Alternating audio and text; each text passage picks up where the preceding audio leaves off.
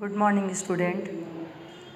We will start chapter final account with adjustment. Question number 1. From the following that balance of Sujata traders prepare trading and profit and loss account for the ending year 31st December 2000 and balance sheet on that day.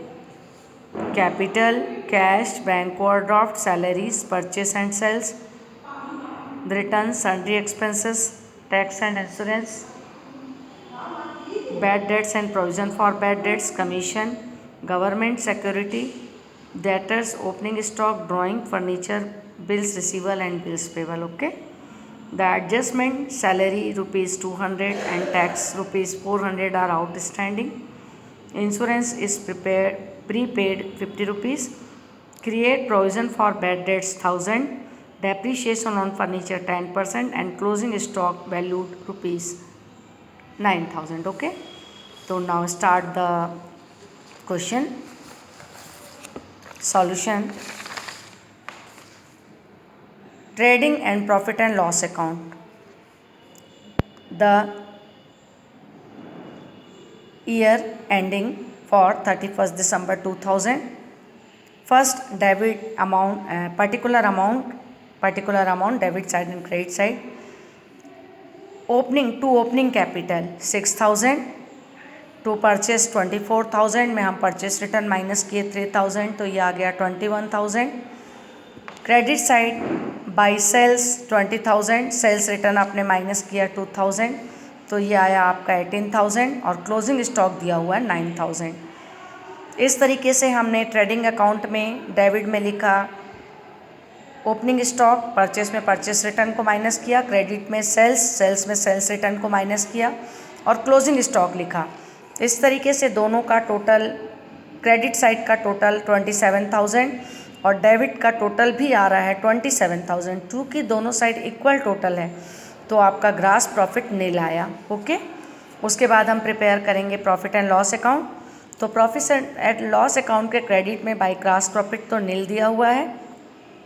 इधर आपने देखा कि trading account में किसी प्रकार का कोई adjustment नहीं था. अब आपका प्रॉफिट एंड लॉस अकाउंट में आपका डेबिट साइड इनडायरेक्ट एक्सपेंसेस में सैलरी, आपने देखा कि सैलरी आउटस्टैंडिंग है तो कोई भी एडजस्टमेंट का इफ़ेक्ट टू साइड्स में इसका अफेक्ट पड़ेगा. तो आउटस्टैंडिंग का अफेक्ट हमने देखा कि ये आउटस्टैंडिंग एक्सपेंसेस में प्लस होता है और लाइबिलिटी साइड लिखते हैं. तो सैलरी 5,000 में हमने 200 प्लस किया तो ये आया 5,200. फिर सैलरी एक्सपेंसेस 5,000. ठीक. इसके बाद टैक्स एंड एडवांस 1,000 रुपीज़. उसके बाद हमने देखा कि टैक्स में 1,000 रुपीज़ आउटस्टैंडिंग है और इंश्योरेंस प्रीपेड है आपका 50 रुपीज़. तो टैक्स एंड इंश्योरेंस टोटल मिला के दिया हुआ है 1,000 रुपीज़. 400 हमने आउटस्टैंडिंग टैक्स को प्लस किया तो 1,400 आया. प्रीपेड इंश्योरेंस को माइनस किया तो 1,350. ठीक. इसके बाद बैड डेट्स दिया हुआ है 1,000 रुपीज़. फिर मैंने आपको क्वेश्चन में बताया था कि यहाँ पे आपको create provision for bad dates 1,000 rupees करना है. आप देख रहे हैं कि यहाँ पे आपका डेटर दिया हुआ है 4,000. तो 4,000 का जो डेटर है इसमें हम क्या करेंगे, प्रोविज़न निकालेंगे. तो प्रोविज़न दिया हुआ है, प्रोविज़न फॉर बैड डेट्स आपका दिया हुआ है, निकाल के दिया है create provision for bad dates 1,000 rupees. तो हमको कुछ भी नहीं करना है चूँकि निकाल के दिया हुआ है. तो यहाँ पर हम क्या करेंगे, बैड डेट्स 1,000 रुपीज़ और प्रोविज़न फॉर बैड डेट्स ये भी 1,000 रुपीज़. फिर आपका दिया हुआ है डेप्रिसिएशन ऑन फर्नीचर. आप देख रहे हैं बच्चों 1,200 का ये फर्नीचर है, इसका 10% डेप्रिसिएशन आया आपका 120. क्रेडिट साइड में ग्रास प्रॉफिट नील था. कमीशन रिसिप्ट दिया हुआ है 1,000 रुपीज़. इसके बाद आपका दिया है प्रोविज़न फॉर बैड डेट्स. आपका प्रोविज़न फॉर बैड डेट्स ये ओल्ड है. Old provision for bad debts को हमने क्रेडिट साइड में लिखा. उसके बाद हम इसका टोटल करेंगे तो डेबिट साइड का टोटल आ रहा है 13,670 and credit side total is 3,000. तो 13,670 में हमने 3,000 लेस किया तो ये आ गया 10,670, ये नेट लॉस है। तो ये था profit and loss account. Then next balance sheet prepare करेंगे।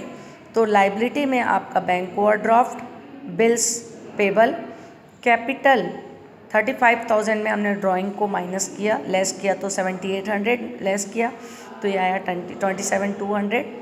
इसके बाद नेट लॉस 10,670 को हमने माइनस किया तो ये आ गया 16,530। Salary 200 and tax is 400। Okay, next assets में गवर्नमेंट सिक्योरिटी, डेटर्स 4,000 में हमने bad debts, new reserve for bad debts को माइनस किया तो 3,000। Furniture is 1,200 and appreciation on furniture is 120। Then bills receivable is 6,000, prepaid insurance is 550 rupees and closing stock is 9,000 and cash is 3,000।